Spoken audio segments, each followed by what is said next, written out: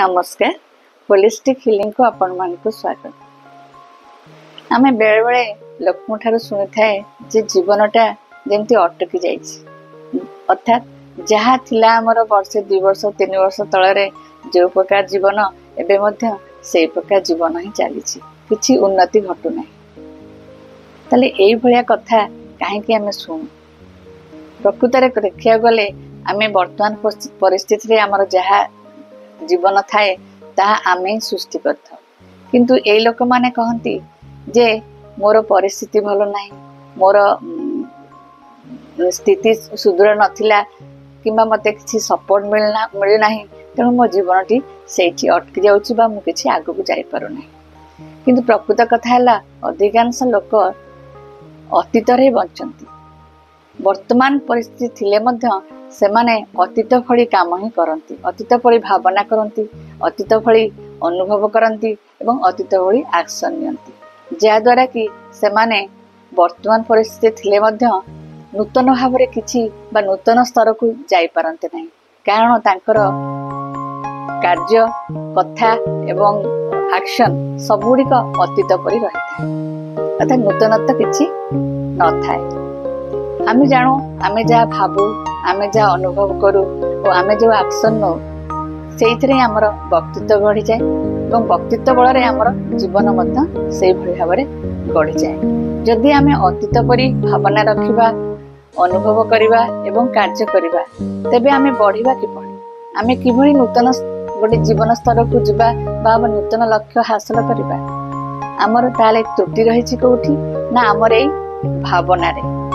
आमे जदि नूतन जीवन स्तर को जीवा चाहिए कि नूतन लक्ष्य हासिल करने को चाहिए, ताहले आमको निश्चित भाव में नूतन सकारात्मक भावना सहित आग को बढ़िया पड़े। ये नूतन सकारात्मक भावना गुड़िक आमको नुआ नुआ इंस्पायर्ड एक्शन नवा प्रेरणा जोगेब।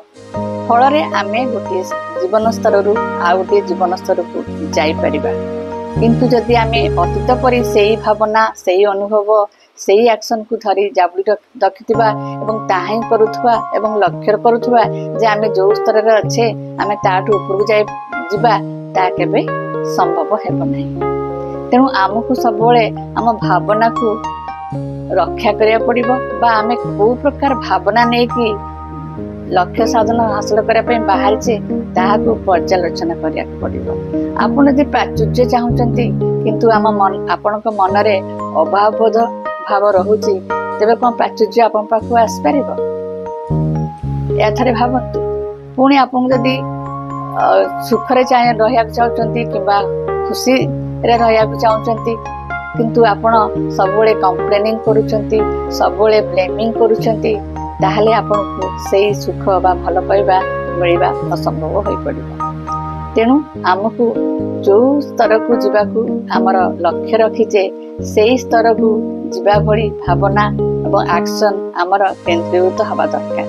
ताहले जाई आमे गोटे नूतन जीवन स्तर को बा गोटे ग्रोथ जीवन स्तर को जाई परिबा। अर्थात आमको कंफर्ट जोन रु बाहरी किछि एक्शन नबाकू पड़िबो, नुआ नुआ प्रयास करिया पड़िबो, नुआ नुआ चेष्टा करिया पड़िबो।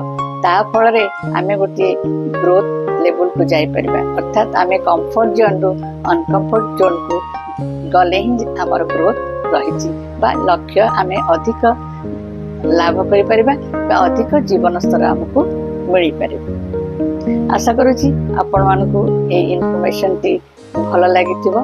जदि भल लागिछि मो चैनल को लाइक शेयर सब्सक्राइब करंतु। धन्यवाद, नमस्कार।